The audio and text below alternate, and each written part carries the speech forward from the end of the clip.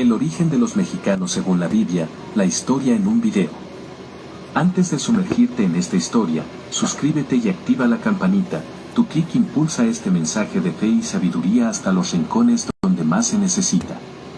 Gracias por ser parte. A lo largo de la historia, cada nación ha buscado comprender sus raíces, su propósito y el misterio que envuelve sus orígenes. México, una tierra llena de colores, tradiciones y un legado ancestral impresionante, no es la excepción. ¿De dónde vienen realmente los mexicanos? ¿Será posible que la Biblia tenga respuestas a esta pregunta? Lo que estás a punto de escuchar no es solo una clase de historia, es una travesía espiritual que nos llevará desde las primeras páginas del Génesis hasta el corazón mismo de Mesoamérica. La Biblia nos enseña que después del diluvio universal, solo 8 personas quedaron vivas sobre la tierra: Noé, su esposa, sus 3 hijos Sem, Cam y Jafet, y las esposas de estos. Ellos fueron los encargados de repoblar el mundo. Según el relato bíblico, Dios les dio un mandato muy claro: fructificad y multiplicaos, y llenad la tierra, Génesis 9:1. Pero antes de que la humanidad obedeciera por completo este mandato, ocurrió un evento que cambiaría el curso de la historia para siempre: la Torre de Babel. Según Génesis 11, los hombres decidieron quedarse en un solo lugar y construir una torre que llegara hasta el cielo, desafiando así los designios de Dios. La respuesta divina fue confundir sus lenguas, creando así la diversidad de idiomas que conocemos hoy, y dispersándolos por toda la faz de la tierra. Aquí es donde comienza la conexión sorprendente con los mexicanos. Después de Babel, las familias descendientes de Noé se dispersaron en diferentes direcciones. Los descendientes de Sem se asentaron principalmente en el Medio Oriente, los de Cam en África y zonas aledañas, y los de Jafet se extendieron hacia Europa y, según algunas interpretaciones, hacia partes del Asia y posteriormente América. Pero, ¿cómo llegaron algunos de estos pueblos tan lejos como América? Aquí es donde la historia, la arqueología y la teología empiezan a entrelazarse de manera fascinante. Algunos estudiosos sugieren que entre los descendientes de Jafet existieron tribus que, a lo largo de los siglos, migraron cruzando continentes.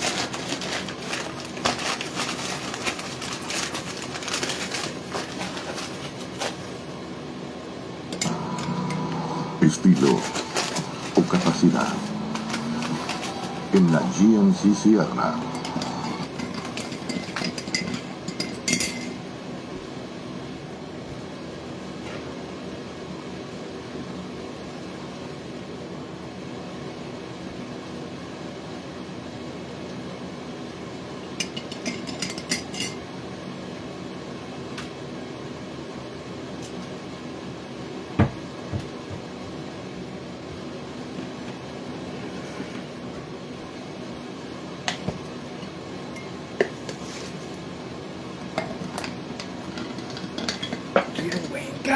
Quiero un buen café, ¿cómo? Dame un buen toque, yeah.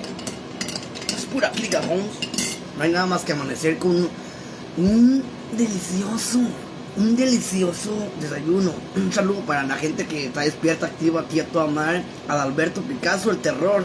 Chequen, a toda madre, muchas gracias, por reciba 0% APR más $2,600 de Baltando continentes. Existen teorías que apuntan a la posibilidad de que pueblos de Asia, posiblemente descendientes de Jafet, cruzaron por el estrecho de Bering, una franja reunido de tierra todos los que psicópatas, conectaba Siberia con Alaska. Este paso habría permitido que los humanos llegaran al continente americano y, con el tiempo, se establecieran en distintas regiones, incluyendo el actual territorio mexicano. Michael Myers. Pero esta no es la única hipótesis. Existen también estudios que vinculan ciertos rasgos culturales y lingüísticos de las civilizaciones prehispánicas con antiguos pueblos semitas o camitas. Y pues no hay nada más que... Algunos antropólogos bíblicos creen que incluso hubo migraciones por mar, donde antiguos habitantes, tal vez descendientes de Cam o incluso de pueblos cananeos, llegaron por rutas desconocidas hasta las costas de América. Para el frío, un buen café para el frío. Que en las culturas prehispánicas existen relatos de un gran diluvio, muy similar al que aparece en el Génesis. Los mexicas, por ejemplo, hablaban de un cataclismo de agua que cubrió la tierra, y en otras culturas, como la maya, existen mitos de destrucción y renovación de la humanidad por medio del agua. ¿Coincidencia? O tal vez la memoria ancestral de un evento que realmente ocurrió y que fue con frijolitos, de quesé, de chile, de hueve. Un saludo para mi El primo. origen de los mexicanos según la El Biblia. ganso, ¿qué tal, canal? Antes de empezar, no olvides dejar tu like y suscribirte. Saludos, Así hermano. podremos seguir creando historias Buenos días. como esta. Aquí, pues ando almorzando aquí unos frijolitos. En los albores Mira. de la humanidad, la Biblia presenta a todos los hombres viviendo en una sola llanura y hablando una Unos sola frijolitos lengua. refritos con queso. Movidos por su ingenio, Un pedacito de decidieron carnita, construir una ciudad fortificada de huevecito que ranchero tocara el cielo para hacerse un y hombre inmortal. un café para Esta frío. decisión no era solo un proyecto arquitectónico, sino una declaración de independencia espiritual frente al Dios que los había creado. La palabra Babel deriva de la raíz hebrea balal, que significa confundir y anticipa el giro dramático que el Ok. relato propone. Dios miró desde lo alto y vio que la unidad que debería reflejar armonía se había contraído. Ando analizando qué tema voy a poner ahora. Entonces decretó que la lengua única Aquí. se fragmentara en una multitud de idiomas imposibles de comprender entre sí. Al instante los albañiles que pasaban ladrillos dejaron de entender las órdenes de los maestros de obra. Los que fabricaban mortero Yo sé que les aburre mi tema. el ritmo con quienes izaban las piedras. La Que dicen, confusión jodido, güey. el caos y el Qué caos chingón te mandan sin mirando los pinches inevitable. temas. Los grupos Pero que como aún quiera, podían entenderse es nomás buscaron para- a toda prisa tierras para la distintas gente para que quiera reiniciar tener la vida con la sabiduría. seguridad de su propio dialecto.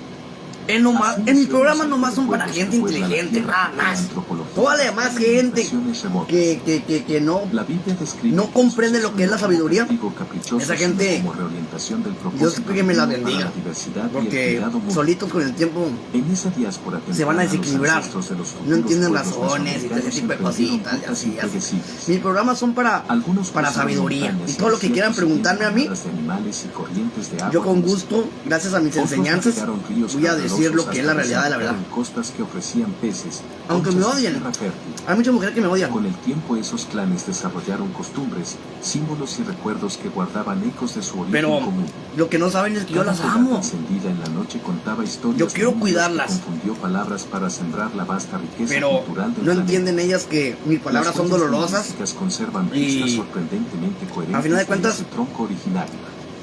No van a Aunque la saber ciencia adaptarse. cautela, la fe contempla la posibilidad Una mujer buena de que se va a la mano aceptar. soberana condujera rutas Como migratorias hacia el nuevo mundo. Una mujer que te Los contradice. textos bíblicos indican que los descendientes de Cam, Pues Sem no. y Jafet se dispersaron ¿Quién en sabe qué direcciones tendrá en su opuestas desde cerebrito, Medio ah? Oriente. Muchas tradiciones Un saludo para mi indígenas cuñado. mesoamericanas coinciden en mitos de una gran separación de lenguas en tiempos remotos. La leyenda náhuatl de la creación del lenguaje cuenta que los dioses repartieron semillas verbales distintas a cada tribu. Esa convergencia narrativa refuerza A ver. el nexo entre la Biblia y la memoria mítica de los pueblos mexicanos. Vamos a ver Los qué encontramos aquí. mexicas, siglos después, preservaron en su Pero aquí tengo todo el cosmología la idea analizado de que ya, la mira. multiplicidad de lenguas era designio divino. Cuando el pueblo se resiste a la soberbia, el relato invita a abrazar la diversidad como don y no como barrera. Vamos a ver qué De Babel se tema vamos a sacar el día de hoy.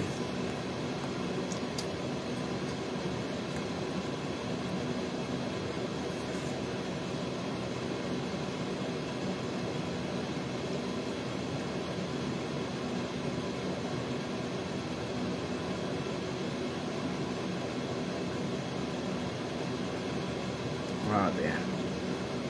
¿De qué quieren escuchar, pues, gente? ¿Qué quieren escuchar el día de hoy?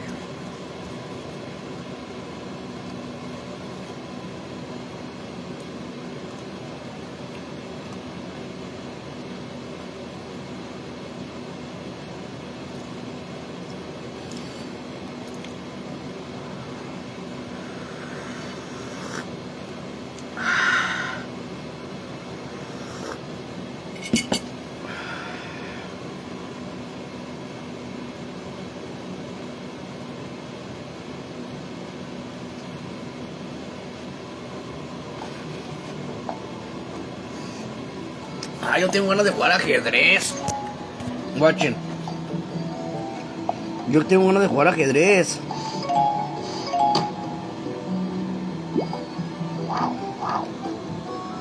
¿Alguna vez te has preguntado por qué a la gente mala le va mejor que a ti? Porque, aunque te esfuerzas por hacer el bien, eres honesto y trabajas duro, al final quien prospera es el que actúa con maldad y sin escrúpulos.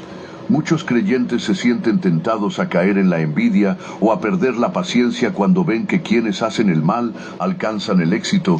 Observan cómo el tramposo cierra negocios, el mentiroso asciende, el que humilla a otros vive con lujos, y aquellos que ignoran los principios de Dios parecen disfrutar de una vida sin carencias. Entonces surge esa pregunta silenciosa pero insistente: ¿de qué sirve ser bueno si no me trae ninguna recompensa visible? ¿Será que vivir como el mundo es realmente el camino del éxito? Y si te dijera que hay una razón bíblica tan profunda, tan sorprendente, que podría sacudir tu manera de ver la vida y restaurar tu fe en la justicia divina. Una verdad que Muchas gracias, Delia García. Vista, pero que cuando se revela, le cambia mando un por fuerte abrazo. completo tu Igualmente manera también de para usted, aquí interpretar estamos, la ya se la realidad, sabe. tu dolor y hasta tus propias luchas internas. Sobreviviendo, pero Porque aquí lo que hoy andamos parece todavía. injusticia podría ser parte de un plan mucho más grande. Lo que ves como abandono puede ser protección, y lo que interpretas como triunfo del mal puede ser el principio de una caída invisible. La Biblia no guarda silencio sobre esto. Al contrario, habla directamente al corazón de quienes han sido heridos por la aparente victoria de los malvados. En los próximos minutos te llevaré por un viaje espiritual donde descubrirás que Dios no está ausente, que no se ha olvidado de ti y que cada detalle tiene un propósito. Hay una advertencia escondida en las Escrituras y una promesa que podría ser la clave para entender lo que estás viviendo. Antes de comenzar este poderoso estudio, quiero que escribas en los comentarios: confío en tu justicia, Señor. Al hacerlo estarás activando tu fe y ayudando a que este mensaje alcance a más personas que necesitan esta palabra. Dale me gusta también, porque así estás apoyando esta misión de llevar luz a quienes aún no entienden lo que están viendo. Y si aún no te has suscrito, hazlo ahora, porque aquí encontrarás la guía que muchos no tienen cerca. Te felicito por estar aquí. No todos tienen la valentía de enfrentar esta pregunta. No todos tienen el deseo de comprender el corazón de Dios. Pero tú estás aquí, y eso ya dice mucho sobre tu fe. Este es tu momento. Este es tu mensaje. Y lo que Dios te va a mostrar hoy podría cambiar tu vida para siempre. Ahora, abre tu corazón, porque lo que estás a punto de escuchar viene del cielo. Cuando uno observa las injusticias de la vida con ojos humanos, el alma tiende a desgastarse. Es como si algo dentro de nosotros comenzara a quebrarse lentamente al ver cómo quienes actúan con maldad parecen avanzar sin obstáculos, mientras quienes buscan agradar a Dios enfrentan luchas constantes. Este sentimiento no es nuevo, no es exclusivo de nuestros tiempos. En realidad, está registrado en las Escrituras con una profundidad que conmueve. Un ejemplo poderoso lo encontramos en el Salmo 73, donde un hombre de Dios, Asaf, abre su corazón y revela un conflicto que muchos creyentes experimentan, pero pocos se atreven a confesar. Asaf no era un hombre común, era un líder espiritual, alguien que ministraba delante del pueblo, un adorador consagrado. Sin embargo, en este salmo nos deja ver su humanidad. Él escribe con una sinceridad tan cruda que sus palabras parecen eco de nuestras propias preguntas. Por poco resbalaron mis pies al ver la prosperidad de los impíos. Él no se cayó, pero estuvo a punto, y lo que lo llevó a ese borde fue precisamente lo que tú y yo también hemos sentido. Claro que sí, La Delia. aparente contradicción entre Demasiado lo que creemos fuerte de Dios para estar y lo aguantando que vemos en el mundo. muchas injusticias, Asaf pero describe cómo los malos proseguimos viven sin aquí. preocupaciones, se fortalecen en sus riquezas, se burlan de todo y aún así todo les sale bien. Mientras tanto, él, que se había esforzado por mantener su corazón limpio, sentía que su dedicación era en vano. ¿No te ha pasado alguna vez? ¿No has mirado al cielo en silencio, pensando que tu obediencia no ha sido recompensada, que tus oraciones no han sido escuchadas, que tu fidelidad solo ha traído más pruebas? Asaf sintió exactamente eso, pero aquí ocurre algo revelador. Él no se quedó atrapado en ese dolor. No se quedó viviendo en el terreno de la comparación y la queja. Él decidió entrar al santuario de Dios, no para exigir respuestas, sino para reenfocar su mirada. Porque hay cosas que solo se comprenden cuando el alma se postra, Cuando entramos en la presencia de Dios, las apariencias caen, los espejismos del éxito se disuelven y vemos lo que realmente importa. Asaf dice, hasta que entrando en el santuario de Dios, comprendí el fin de ellos. Esa fue la clave.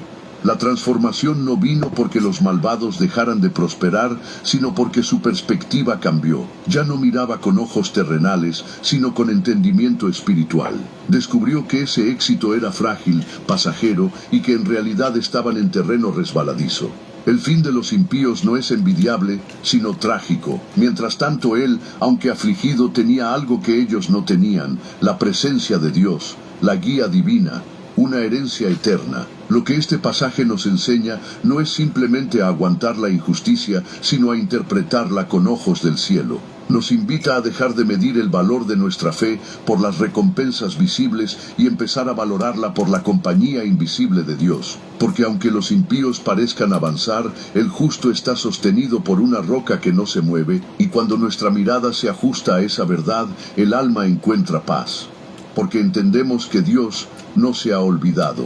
Él está, Él ve, y su justicia, aunque no siempre inmediata, es perfecta. El alma comienza a sanar cuando dejamos de mirar solo con los ojos del dolor. Y es que el mayor error del creyente no es cuestionar a Dios, sino pretender entenderlo desde la lógica humana. Después de todo, ¿cómo podría una mente limitada comprender los caminos del Eterno? En momentos de frustración, cuando vemos al impío triunfar y al justo sufrir, nuestra reacción natural es juzgar lo que vemos. Nos parece injusto, desequilibrado, incluso cruel. Pero esa visión está nublada por el tiempo, por la carne, por la urgencia. Dios, en cambio, mira desde la eternidad. En Isaías 55, 8, 9, el Señor nos confronta con una verdad que deberíamos recordar cada vez que el corazón se inquieta. Porque mis pensamientos no son vuestros pensamientos, ni vuestros caminos mis caminos, dice Jehová. Como son más altos los cielos que la tierra, así son mis caminos más altos que vuestros caminos, y mis pensamientos más que vuestros pensamientos. Este pasaje no es solo una afirmación teológica, es una medicina para el alma que quiere entender lo que solo puede ser aceptado con fe. Cuando juzgamos lo que ocurre a nuestro alrededor usando solo el presente como lente, corremos el riesgo de llamar injusticia a lo que, en realidad, es parte de un plan justo. Porque nuestra visión es corta. Solo vemos una escena del drama eterno, una página del libro completo, y desde esa limitación es fácil concluir que todo está mal. Pero Dios, que ve el inicio y el final, que conoce cada corazón y cada intención, actúa con una precisión perfecta que muchas veces escapa a nuestro entendimiento.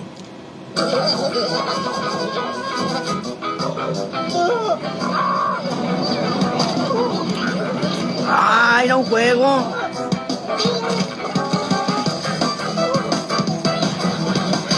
Zombie Tsunami, ese está chidote ese juego.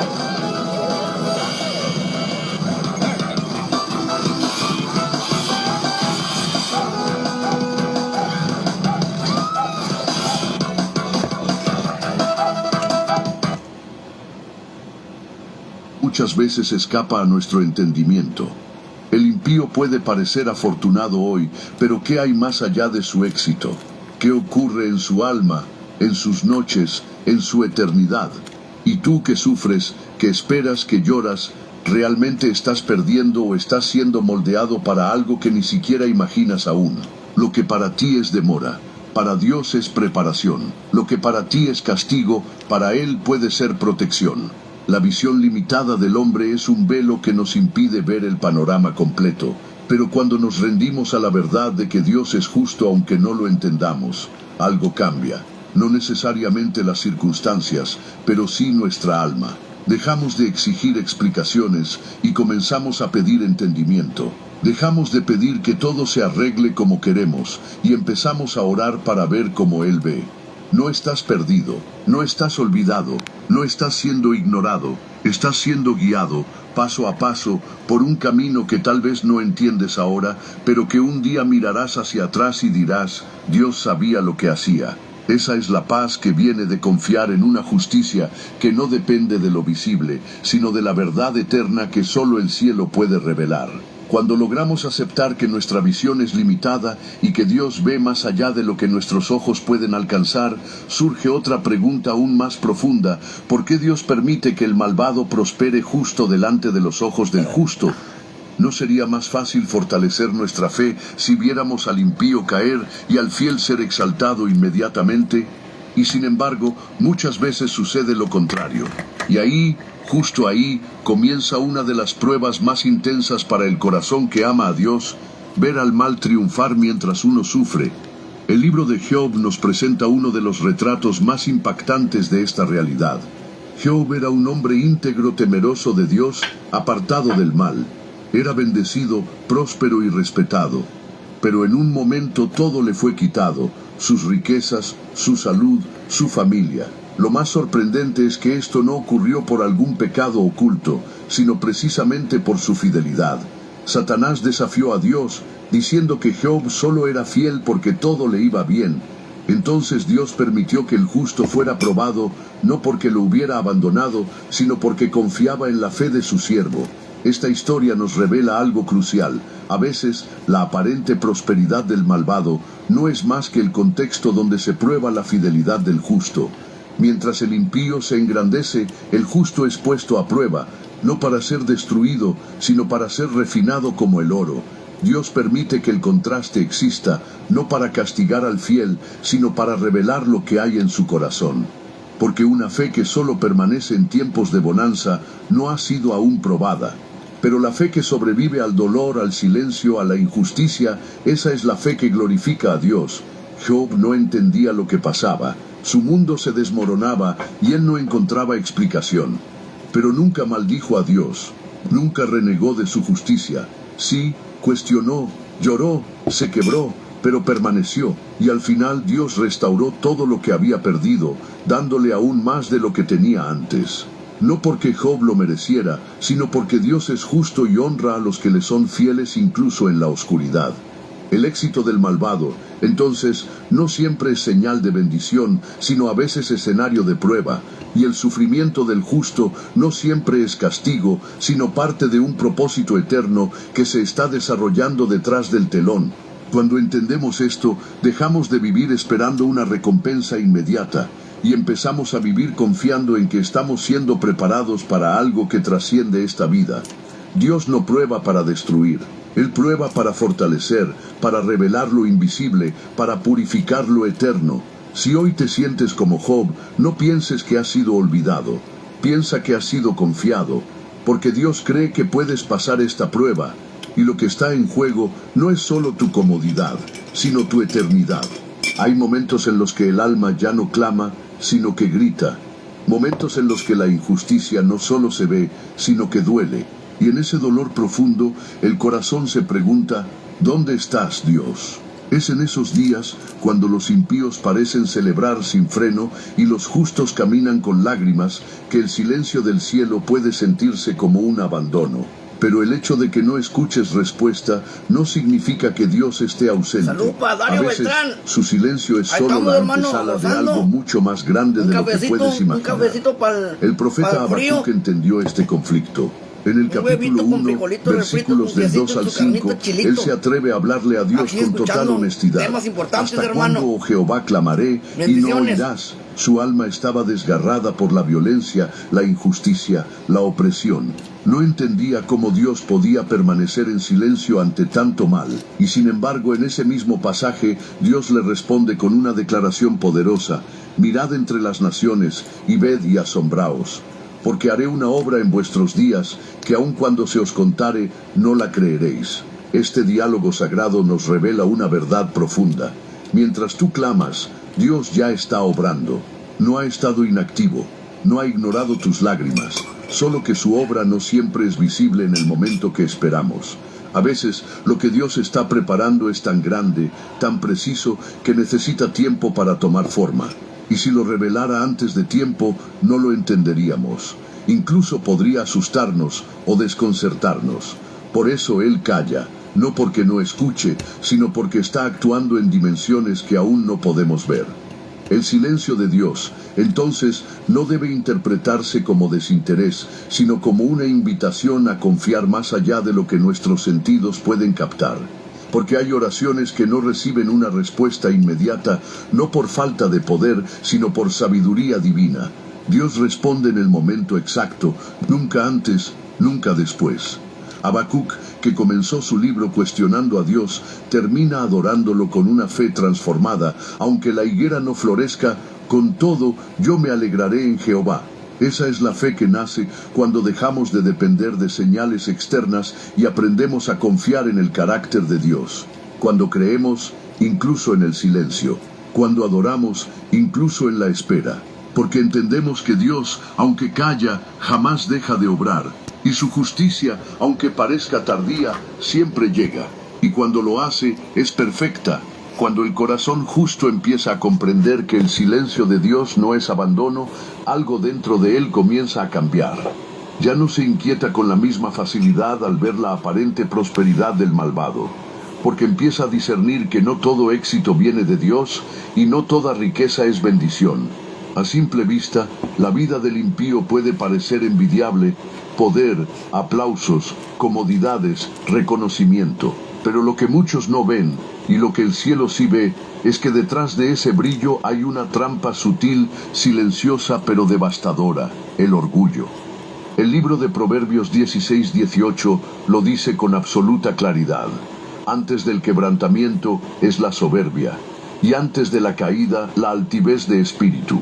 Es una advertencia directa sin adornos. La arrogancia es el preludio del desastre. Y esto es precisamente lo que ocurre con muchos de los que prosperan sin Dios. Se convencen de que su fuerza, su astucia o su poder es lo que los ha llevado hasta donde están. Se sienten intocables, autosuficientes, casi invencibles. Pero lo que no saben es que, en lo espiritual, están caminando sobre un suelo que se desmorona bajo sus pies. El éxito sin Dios es como una torre construida sobre arena. Puede lucir imponente, sólida, desafiante, pero basta un solo movimiento de la mano de Dios para que todo se derrumbe. La historia está llena de hombres y mujeres que llegaron a la cima por medios injustos, solo para caer de manera vergonzosa y dolorosa. Lo que parecía triunfo se transformó en juicio. Lo que parecía estabilidad era, en realidad, una cuenta regresiva hacia la ruina. Y lo más peligroso no es la caída en sí, sino la ceguera que la precede. El impío, cegado por su orgullo, no ve las señales, no escucha las advertencias, cree que su éxito es eterno, que su posición es merecida, que nada lo moverá. Pero Dios resiste al soberbio, y cuando Él decide intervenir, lo hace con justicia precisa. El orgullo levanta la mano contra el cielo, y Dios no deja su trono sin respuesta. Por eso, cuando veas al malvado prosperar, no lo envidies, obsérvalo con ojos espirituales. Pregúntate si esa prosperidad no será en realidad una trampa, porque muchas veces lo que el mundo celebra como éxito, el cielo lo ve como perdición, y lo que tú interpretas como retraso en tu vida, puede ser la protección de Dios para evitar que tu corazón se contamine con ese mismo orgullo. Es mejor ser probado por Dios en humildad que exaltado por el mundo en soberbia, porque la prueba produce carácter, pero el orgullo produce caída. Y más vale caminar despacio con Dios que correr velozmente hacia un abismo invisible. Cuando entendemos que el éxito sin Dios es una ilusión peligrosa, se vuelve inevitable preguntarse, ¿qué sucede finalmente con aquellos que se aferran a la maldad como camino de vida? ¿Qué destino espera a quienes usan su poder, riqueza o influencia para oprimir, mentir, manipular y destruir? Al rato van La a Biblia no llorar. guarda silencio al respecto. De hecho, está llena de historias que no solo nos enseñan, sino que también nos advierten con fuerza. Una de las más impactantes es la de Amán, narrada en el libro de Esther. Amán era un hombre con poder. Ay, anuncio, quítate anuncios. Una de las más impactantes es la de Amán, narrada en el libro de Esther. Amán era un hombre con poder, un funcionario de alto rango en el imperio persa, cercano al rey, admirado por muchos y temido por otros. Pero detrás de su apariencia respetable se escondía un corazón lleno de orgullo, odio y sed de venganza. Su odio se enfocó particularmente en un hombre, Mardoqueo, un judío justo que se negaba a arrodillarse ante él. Para Amán, esa negativa fue una ofensa imperdonable y decidió no solo destruir a Mardoqueo, sino exterminar a todo su pueblo. Movido por su maldad, Amán utilizó su influencia para manipular al rey y obtener un decreto que autorizara el genocidio del pueblo judío. Mientras tanto, su orgullo crecía. Se jactaba de sus riquezas, de sus hijos, de su poder y de los honores que recibía. Mandó construir una horca de más de 20 metros de altura especialmente para Mardoqueo, convencido de que pronto vería a su enemigo colgado allí. Todo parecía ir a su favor, pero lo que Amán no sabía era que estaba a punto de caer en su propia trampa. Dios, que parecía en silencio, ya había puesto en marcha un plan de justicia. Esther, la reina, que también era judía, fue usada por Dios con sabiduría y valentía. Ella expuso el complot ante el rey, revelando que ella misma sería víctima del decreto de Amán. El rey, indignado, comprendió la magnitud de la traición y la maldad de su funcionario favorito. En un giro dramático, el rey ordenó que Amán fuera colgado en la misma horca que había construido para Mardoqueo. La historia de Amán no es solo una anécdota antigua, es una advertencia viva. Nos muestra que la soberbia y la maldad, aunque parezcan prosperar por un tiempo, siempre encuentran su juicio, que quien cava una fosa para otro, termina cayendo en ella. Que la justicia de Dios no necesita apresurarse, porque llega con precisión absoluta. Esta narrativa también nos enseña que Dios está siempre obrando, incluso cuando parece ausente, que Él defiende a los suyos de formas que no imaginamos, y que la maldad, aunque se vista de poder y se adorne de éxito, jamás tiene la última palabra. El final del impío no es glorioso, sino trágico, porque ningún trono construido sobre la injusticia permanece en pie, ningún plan contra los hijos de Dios triunfa para siempre. Así que, cuando veas a alguien levantar su mano contra el justo, no temas. Cuando veas al malvado celebrando su aparente victoria, no te angusties. Recuerda a Amán, recuerda su horca, y recuerda que el Dios que lo vio todo entonces, es el mismo que lo ve todo hoy, y su justicia jamás falla. Después de ver cómo Amán cayó en la misma trampa que él mismo había preparado, comprendemos algo aún más profundo. El éxito no solo puede ser peligroso para el impío, sino también una trampa para el justo. Porque a veces lo que parece bendición es, en realidad, una distracción cuidadosamente diseñada para apartarnos del verdadero propósito. Y quien mejor ejemplifica esto no es otro que el mismo Señor Jesús, enfrentando la tentación en el desierto. En Mateo 4, 8, 10, leemos una escena poderosa y reveladora. Satanás, astuto y observador, no le ofrece a Jesús dolor o persecución, sino todos los reinos del mundo y su gloria. Es decir, el éxito máximo, el reconocimiento, el dominio, el poder. Pero había una condición: todo esto te daré, si postrado me adoras.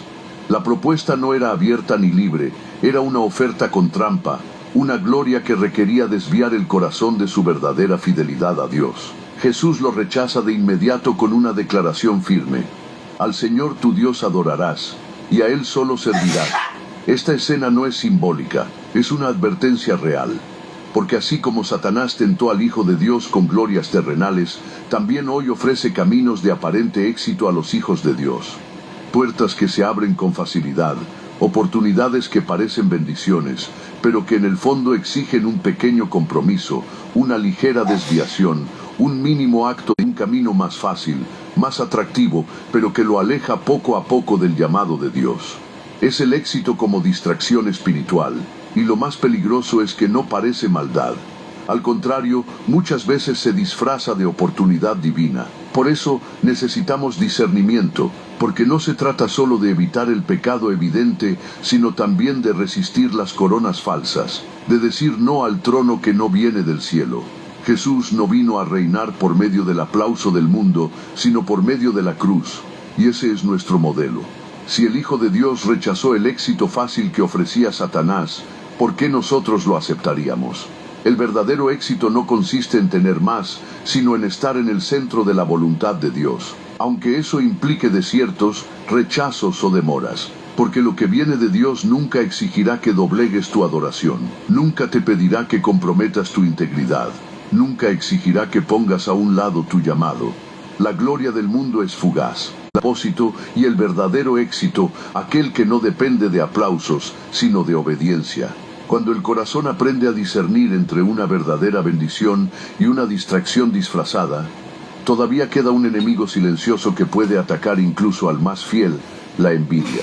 No la envidia evidente y descarada, sino aquella que se disfraza de frustración, de comparación constante, de suspiros al mirar la vida ajena. Esa envidia espiritual que no grita, pero que contamina el alma poco a poco, que convierte la fidelidad en carga, la espera en angustia y la adoración en queja interior. El Salmo 37 nos ofrece una medicina precisa para este mal. Desde los primeros versículos David escribe con autoridad: no te impacientes a causa de los malignos, ni puede ser tentado a mirar alrededor y pensar que su esfuerzo es inútil, que la maldad prospera más rápido, que la pureza retrasa el avance. Y cuando esa idea se instala en el corazón, la paz desaparece. La envidia espiritual no solo contamina, también desvía. Comienza con una simple comparación. Ellos tienen más, yo tengo menos. Luego se transforma en juicio. ¿Por qué Dios les permite eso? Después en duda, ¿será que estoy haciendo algo mal? Y finalmente en crisis, ¿vale la pena seguir así? Así, sin darnos cuenta, dejamos de mirar a Dios y comenzamos a mirar a los hombres. Perdemos el enfoque, nos descentra. Pero el salmista no se queda solo en la advertencia. También ofrece el camino de salida. Confía en Jehová y haz el bien. Habita en la tierra y apaciéntate de la verdad. Esta es la clave. Dejar de mirar a los otros y volver la mirada a Dios. Alimentarse de la verdad y no de la comparación. Cultivar la paz interior no desde lo que vemos, sino desde lo que creemos. Porque la envidia nace cuando la fe se debilita.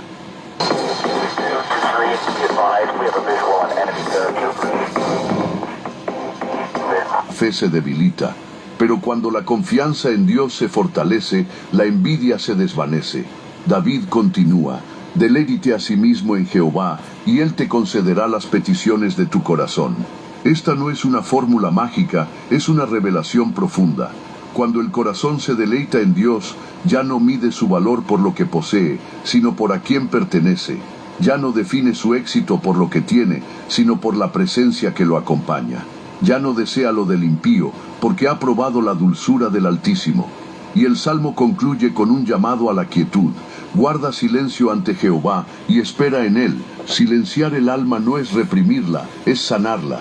Es decirle a la carne: no mirarás más a los hombres, mirarás al cielo. Es rendir la comparación y abrazar la confianza. No mirarás más a los hombres, mirarás al cielo. Es rendir la comparación y abrazar la confianza. Es entender que el tiempo de Dios es perfecto y que lo que hoy no tienes, quizá no lo necesitas o aún no es el momento. La envidia espiritual no tiene poder sobre un corazón lleno de gratitud, y la comparación no envenena al alma que ha aprendido a confiar en la justicia divina. Porque cuando entiendes que Dios te conoce, te guía y te sostiene, dejas de querer lo que otros tienen y comienzas a valorar lo que tú ya posees, su presencia, su fidelidad y sus promesas eternas. Cuando el corazón ha sido purificado de la envidia y aprende a esperar en silencio delante de Dios, se encuentra listo para abrazar una verdad que sostiene al justo en los días más oscuros: la obediencia, aunque no siempre recompensada de inmediato, jamás es ignorada por el cielo. Cada acto de fidelidad, cada semilla de bondad sembrada en secreto, cada decisión tomada en integridad, está registrada por Dios. Y aunque el mundo no lo celebre, aunque los hombres no lo vean, hay un fruto que está siendo preparado, un fruto eterno. El apóstol Pablo, escribiendo a los creyentes de Galacia, les entrega una promesa que atraviesa los siglos y llega hasta nosotros con poder. No nos cansemos, pues, de hacer bien, porque a su tiempo segaremos, si no desmayamos. Gálatas 6:9. Esta frase es una invitación a la perseverancia, a mantenernos firmes cuando todo a nuestro alrededor nos dice que el mal gana, que lo bueno no sirve, que la rectitud no da frutos. Es un recordatorio de que el reino de Dios opera en otra lógica, en otro tiempo, en otra dimensión. Hacer el bien sin cansarse es, en muchos sentidos, un acto de rebeldía espiritual contra la lógica del mundo. Es decidir sembrar justicia cuando todo a tu alrededor cultiva egoísmo. Es permanecer íntegro cuando otros avanzan con trampas. Es caminar en rectitud aunque eso implique demoras, pérdidas o incomprensión. Pero el que siembra en el Espíritu, dice la palabra, cosechará vida eterna. Y eso no es solo una promesa futura, también es una realidad que comienza aquí y ahora, en la paz interior, en la presencia de Dios, en la certeza de que tu vida tiene sentido, aunque el mundo no lo entienda. Seguramente habrá días en los que te preguntes si vale la pena. Días en los que veas a otros alcanzar metas más rápido, recibir más aplausos, gozar de más privilegios. Pero recuerda, el tiempo del hombre es corto y limitado. El tiempo de Dios es eterno y preciso. Él no se retrasa, Él no se olvida. Él no es injusto para olvidar tu obra, tu esfuerzo, tu obediencia silenciosa. Cada lágrima regando una semilla será contada. Cada noche de oración, cada decisión correcta tomada en soledad. No te canses, no desmayes. Lo que hoy parece pequeño será grande. Lo que hoy no da fruto visible, mañana será cosecha abundante. Porque el reino de Dios no se mide por likes, ni por riquezas, ni por fama. Se mide por fidelidad. A los fieles Dios los honra. Quizá no con los tesoros de este mundo, pero sí con lo que verdaderamente importa: su nombre, su presencia, su aprobación eterna. Así que sigue sembrando, aunque el terreno sea duro, aunque el cielo esté nublado, aunque nadie te aplauda, porque el que siembra en obediencia cosecha en eternidad. Y lo que viene de Dios, aunque tarde, siempre llega. Cuando decides no desmayar en hacer el bien, algo poderoso empieza a suceder dentro de ti. Ya no mides la vida por lo que ves, sino por lo que sabes que Dios ha prometido. Pero aún así, a veces la espera puede parecer larga. La justicia tarda. El impío sigue avanzando. Y la pregunta vuelve a golpear: ¿hasta cuándo, Señor? ¿Por qué no haces algo ya? Es entonces cuando debemos recordar una verdad tan firme como el trono de Dios. La justicia divina no se retrasa, se prepara. En Romanos 2, 5, 6, el apóstol Pablo habla con una claridad contundente: pero por tu dureza y por tu corazón no arrepentido atesoras para ti mismo ira para el día de la ira y de la revelación del justo juicio de Dios, el cual pagará a cada uno conforme a sus obras. Esta es una verdad que puede sacudirnos. Mientras el impío cree que se está saliendo con la suya, en realidad está acumulando juicio. Cada acto de injusticia no arrepentido es como una moneda lanzada a una cuenta que un día será cobrada con precisión divina. Esto no debe asustar al justo, sino afirmarlo, porque así como Dios no olvida las buenas obras, tampoco pasa por alto las maldades. La diferencia es que su justicia no actúa por impulso ni por emoción. No responde al ritmo del escándalo humano ni al ruido de las redes sociales. Su justicia es santa, perfecta y sobre todo paciente. Y esa paciencia no es debilidad, es oportunidad. Dios espera no porque apruebe el pecado, sino porque desea dar espacio al arrepentimiento.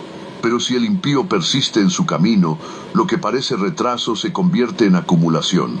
Y el día llegará. Para el justo, esta verdad es consuelo, porque significa que su sufrimiento no es en vano y que su espera tiene propósito. Pero para el impío es una advertencia: el juicio no ha sido cancelado, solo ha sido postergado. Y mientras más acumula en su necedad, más contundente será la respuesta divina. No te confundas cuando veas al malvado prosperar sin consecuencias visibles. No creas que Dios ha cambiado, ni que ha cerrado los ojos. Lo que ocurre es que Él está preparando algo que no solo corregirá, sino que también revelará lo que hay en cada corazón. Porque su juicio no será solo castigo, será revelación.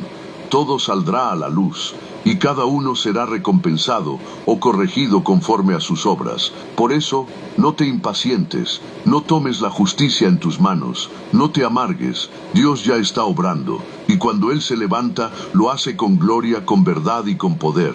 El silencio de hoy será roto por la justicia de mañana.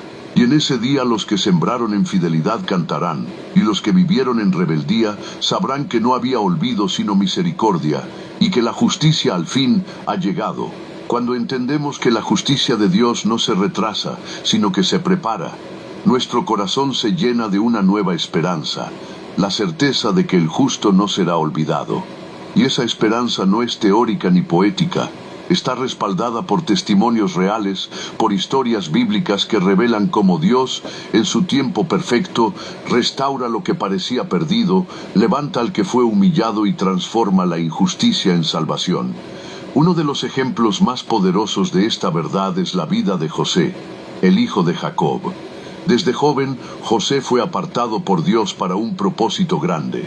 Pero su camino hacia el cumplimiento de ese propósito estuvo marcado por la traición, la injusticia y el sufrimiento. Sus propios hermanos lo vendieron como esclavo, lleno de envidia por los sueños que Dios le había dado. Fue llevado a Egipto, un lugar extraño, lejos de su familia y de su tierra.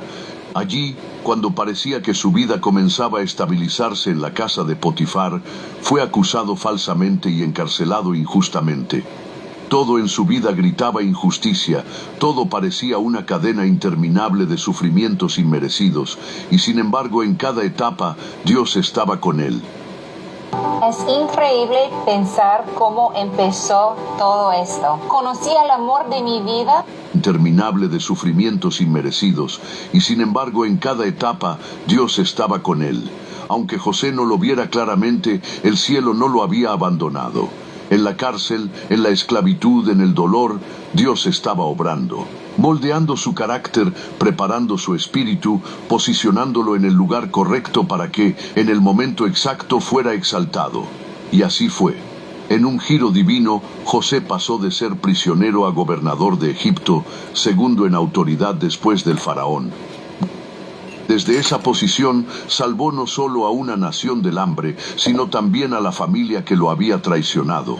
Cuando sus hermanos, temerosos, vinieron a él después de la muerte de su padre, José pronunció una de las frases más poderosas de toda la Escritura. Vosotros pensasteis mal contra mí, mas Dios lo encaminó a bien para hacer lo que vemos hoy, para mantener en vida a mucho pueblo. Génesis 50:20. Esa es la esencia de la restauración divina.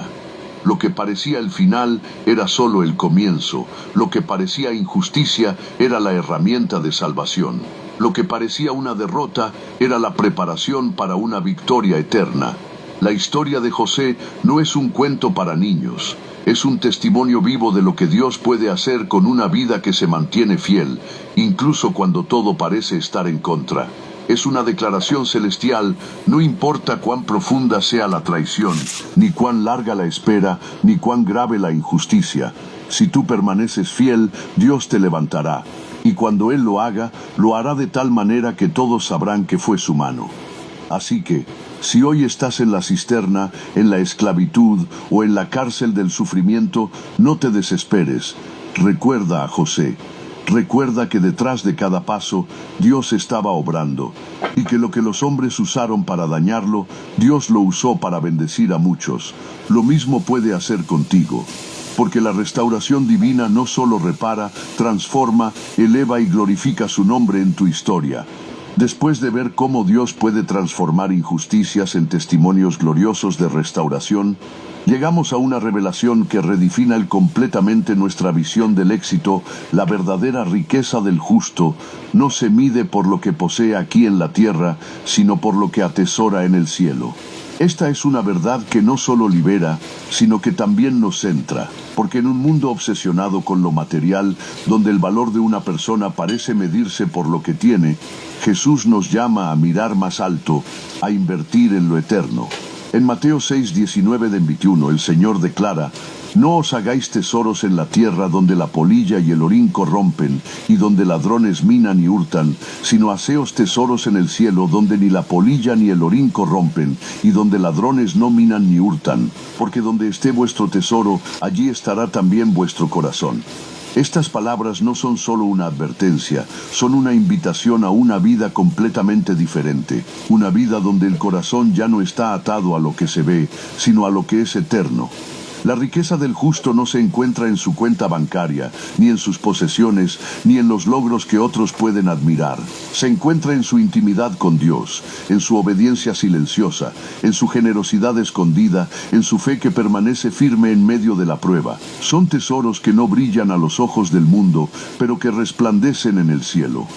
Jesús no estaba en contra de los bienes materiales, pero sí nos enseñó a no permitir que ellos definan nuestro valor, ni nuestra seguridad, ni nuestro propósito, porque todo lo que es material es pasajero. Hoy está, mañana puede desaparecer, pero lo que se siembra en el Espíritu, lo que se invierte en obediencia, lo que se da por amor a Dios, eso permanece para siempre.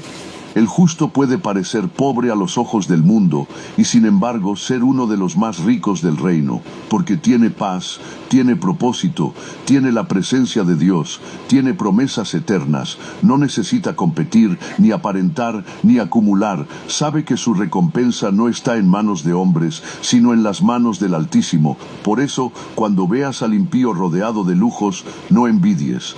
Recuerda que hay riquezas que no se ven, pero que son eternas.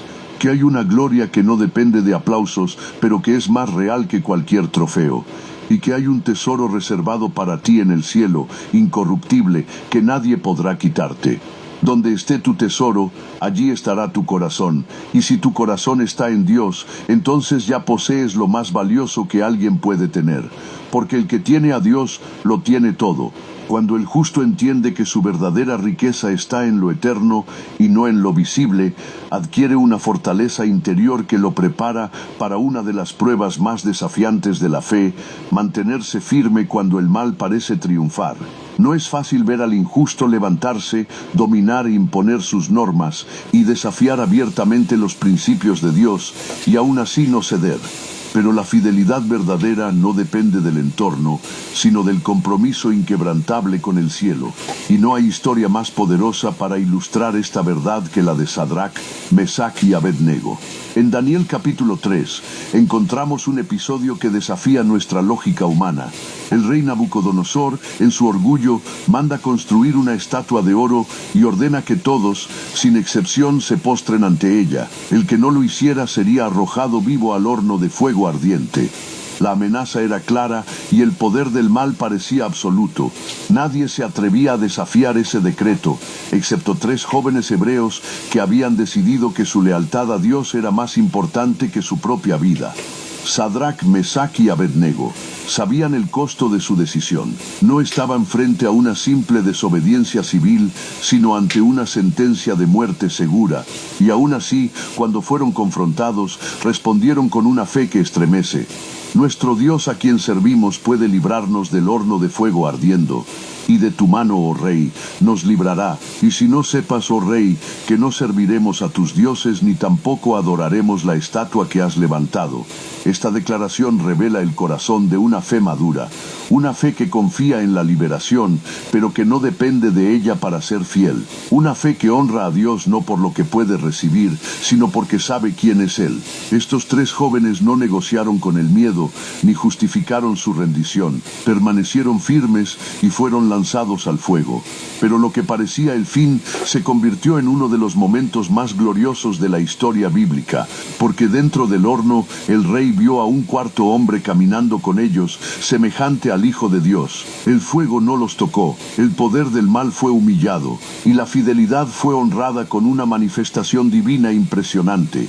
Esta historia no solo nos inspira, nos confronta, porque hoy muchos enfrentan hornos distintos, presiones sociales, burlas, discriminación, ofertas tentadoras, amenazas sutiles. Y la pregunta sigue siendo la misma: ¿permanecerás firme cuando todos se inclinen? ¿Serás fiel aunque el precio sea alto? ¿Honrarás a Dios incluso si parece que el mal está ganando? La fidelidad no siempre evitará el horno, pero siempre traerá la presencia de Dios. Y cuando Él camina contigo en medio del fuego, no hay llama que pueda tocarte, porque el que permanece fiel en la prueba será exaltado en el tiempo de Dios, y su historia será testimonio de que vale la pena mantenerse firme, aunque el mundo se rinda, porque cuando tú decides no inclinarte ante el mal, el cielo se levanta a tu favor. Después de ver cómo la fidelidad puede sostenernos incluso en los momentos más oscuros, cuando el mal parece triunfar, es tiempo de mirar hacia el horizonte eterno que Dios ha prometido a los suyos. Porque aunque el justo sufra, sea humillado, olvidado o incluso perseguido, su historia no termina en esta tierra. Hay una herencia gloriosa esperándolo más allá del dolor, más allá de la injusticia, más allá del juicio humano. El final del justo no es la derrota, es la eternidad. En Apocalipsis 21, 7, 8, el Señor deja claro cuál es la recompensa para los que perseveran. El que venciere heredará todas las cosas, y yo seré su Dios, y él será mi hijo. Pero los cobardes e incrédulos tendrán su parte en el lago que arde con fuego y azufre, que es la muerte segunda. Esta no es solo una profecía, es una promesa y una advertencia, una línea clara que separa el destino de los que permanecen fieles y los que se rinden al mal. El que venciere no se refiere solo al que triunfa ante los hombres, sino al que resiste en la fe, al que no cede a la corrupción, al que mantiene su integridad en secreto, al que sigue creyendo incluso cuando todo parece perdido. Dios lo llama mi hijo y le promete heredar todas las cosas. Esta es la verdadera victoria, ser reconocido como hijo del Altísimo y heredar un reino que no se corrompe, una gloria que no termina, una vida que no se apaga. En contraste, el destino del impío, aunque hoy parezca envidiable, es trágico, porque la justicia de Dios no falla. Y aunque muchos se burlen de ella o vivan como si nunca llegara, hay un juicio reservado, un destino que no puede ser evitado con oro, influencia o poder humano. Dios no se deja impresionar por títulos ni fortunas. Él mira el corazón.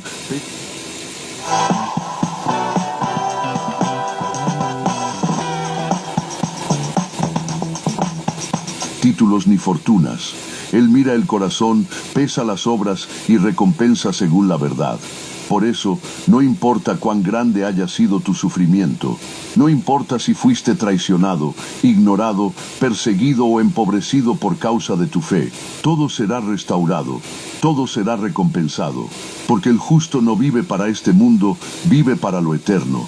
Su esperanza no está en lo que ve, sino en lo que se le ha prometido. Y esa promesa es gloriosa, una nueva tierra, un nuevo cielo donde ya no habrá llanto, ni clamor, ni muerte, donde Dios mismo enjugará toda lágrima y caminará con sus hijos. Esa es la herencia del justo, esa es tu herencia, si permaneces fiel hasta el fin. Así que levanta tu mirada, no te dejes engañar por el brillo momentáneo de la maldad. Lo que viene para ti supera cualquier gloria terrenal. Y el día que pongas tus pies en la eternidad, entenderás que todo valió la pena, porque el que venció heredará y vivirá para siempre. Al contemplar la promesa gloriosa de la herencia eterna que espera al justo, podría surgir una última inquietud en el corazón. ¿Por qué Dios permite que el mal florezca, aunque sea por un tiempo? ¿Por qué no lo detiene de inmediato? ¿Por qué parece que algunos logran establecerse, crecer, influir e incluso reinar desde la injusticia? Estas preguntas no son nuevas. De hecho, el profeta Jeremías las expresó con profunda sinceridad y valentía. En Jeremías 12:1-2, el profeta se presenta delante de Dios con una queja que refleja la angustia de muchos corazones fieles. Justo eres tú, oh Jehová, para que yo dispute contigo, sin embargo alegaré mi causa ante ti, porque es prosperado el camino de los impíos, y tienen bien todos los que se portan deslealmente, los plantaste y echaron raíces, crecieron y dieron fruto. Cercano estás tú en sus bocas, pero lejos de sus corazones. Jeremías no está dudando de la justicia de Dios, sino tratando de comprender lo que a simple vista parece contradictorio, el florecimiento del impío. Y es que sí, el mal puede florecer, puede levantar torres, construir imperios, dominar espacios, puede influir en la cultura, moldear pensamientos, incluso parecer que ha ganado. Pero hay una verdad inamovible que los profetas, los salmistas y Jesús mismo nos enseñaron. Lo que no tiene raíz en Dios no permanece, lo que se levanta sin justicia caerá. Lo que crece sin temor del Señor será arrancado. La prosperidad del impío es como la hierba que crece rápido, pero que también se seca sin aviso. Puede tener frutos, pero son venenosos. Puede levantar sombra, pero es temporal, porque Dios, en su paciencia, permite que el impío florezca, no para siempre, sino solo por un tiempo que muchas veces sirve como prueba para el justo y como oportunidad de arrepentimiento para el impío. Pero si no hay cambio, el juicio vendrá. El justo entonces no debe enfocar su corazón en la aparente estabilidad del malvado. No debe vivir preguntándose por qué florece, sino afirmándose en aquel que lo plantó en aguas eternas. Porque el árbol que Dios planta, aunque tarde en crecer, dará fruto a su tiempo. No será arrancado, no será removido por el viento. Su hoja no caerá, y todo lo que haga prosperará. Confía en el juicio de Dios. Él no se ha olvidado. Él no ha sido vencido. Él no ha perdido el control. El florecimiento del malvado no es señal de victoria. Es señal de que el tiempo de Dios se está cumpliendo. Y cuando ese tiempo llegue, todo será revelado.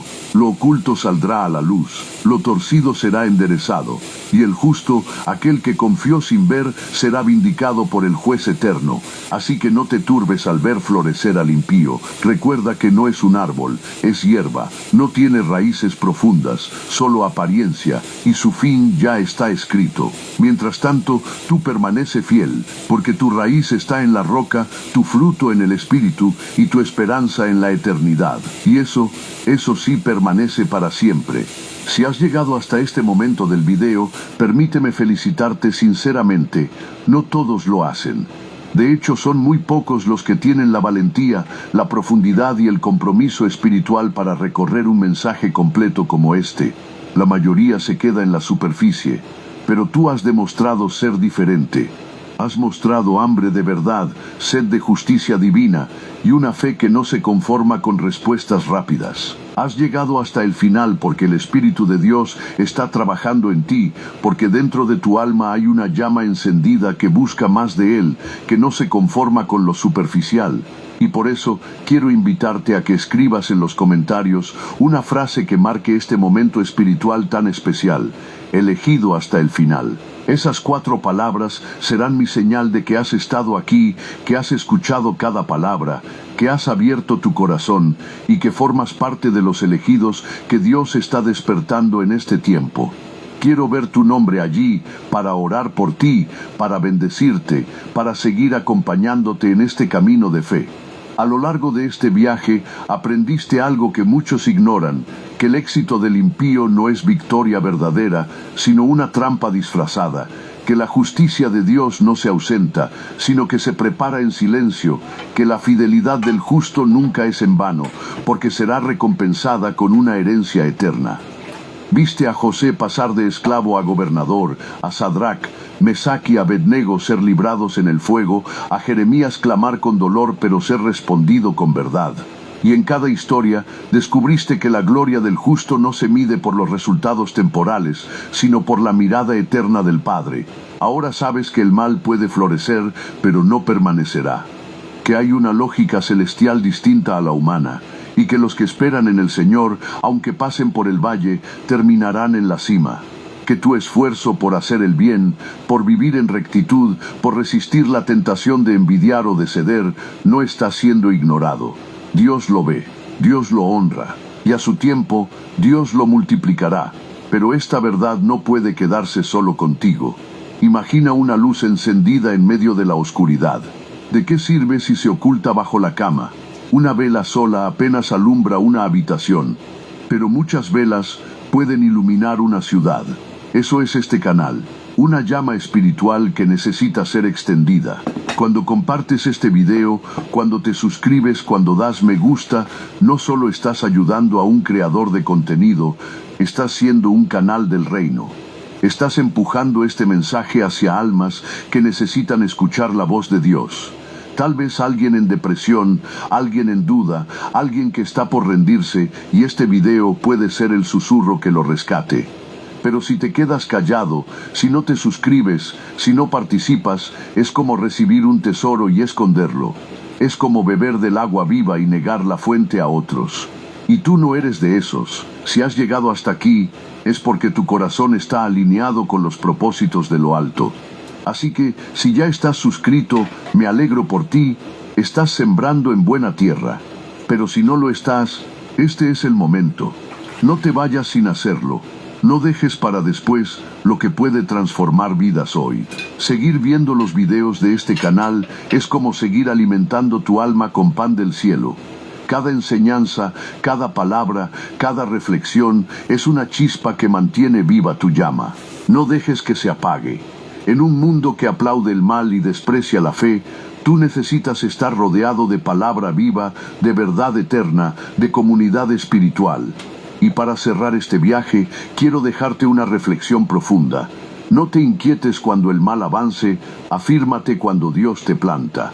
Porque el éxito que comienza en injusticia terminará en ruina.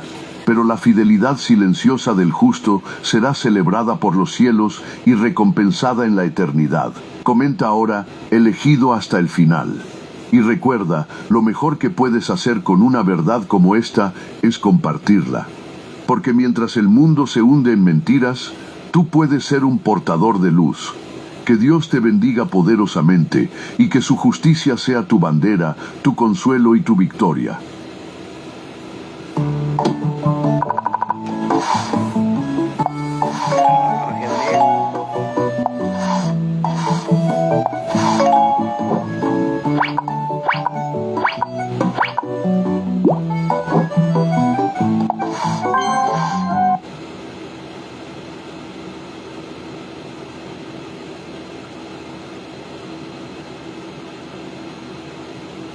Jueguitos.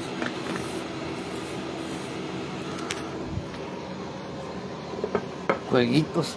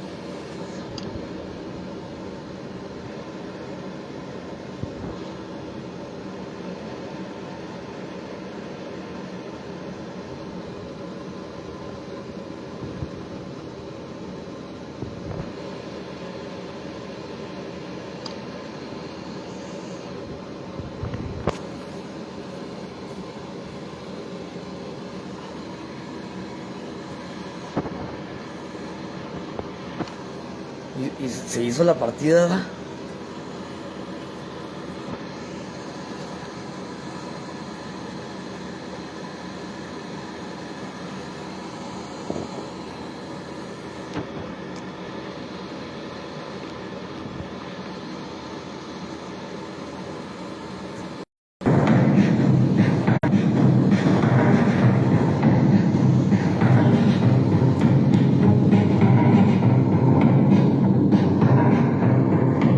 Es por aquí, cabrón.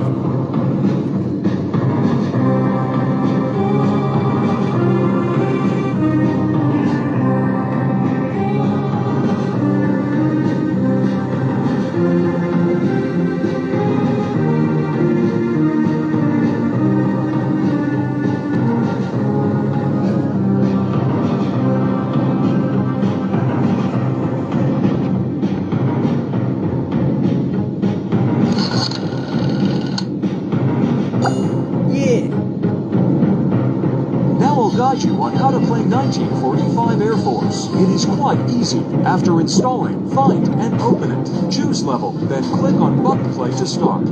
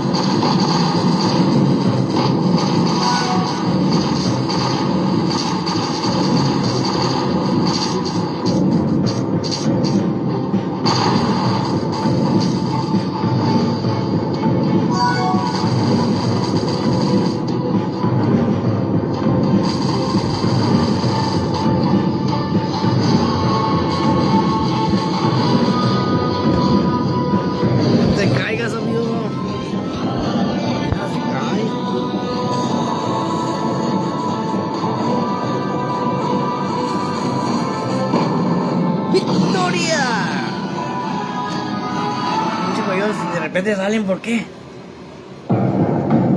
No, ahora que ven.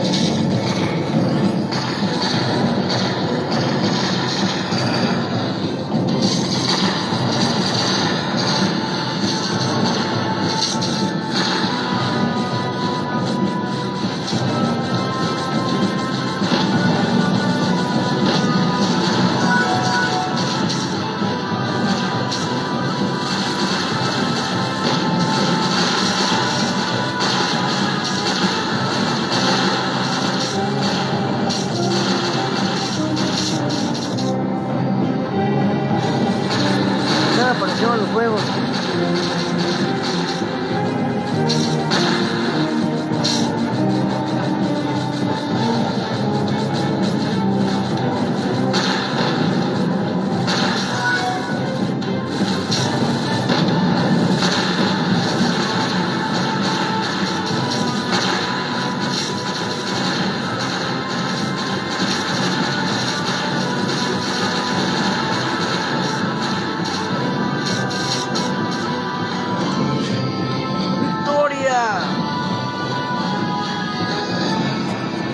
¿Y ahora cómo se quita este juego?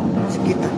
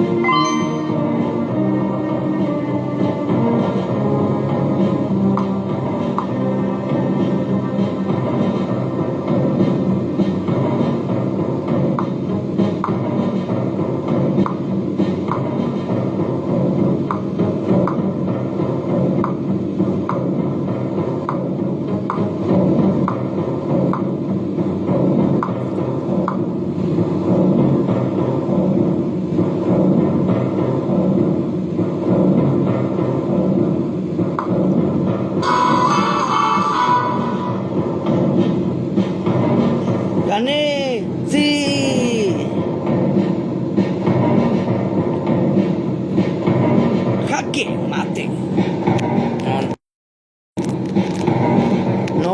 No fue jaque mate, fue checkmate fu. Fue jaque. Cuídense mucho, gente, ahí estamos. Ya me emocioné con los pinches juegos aquí de repente, Bye.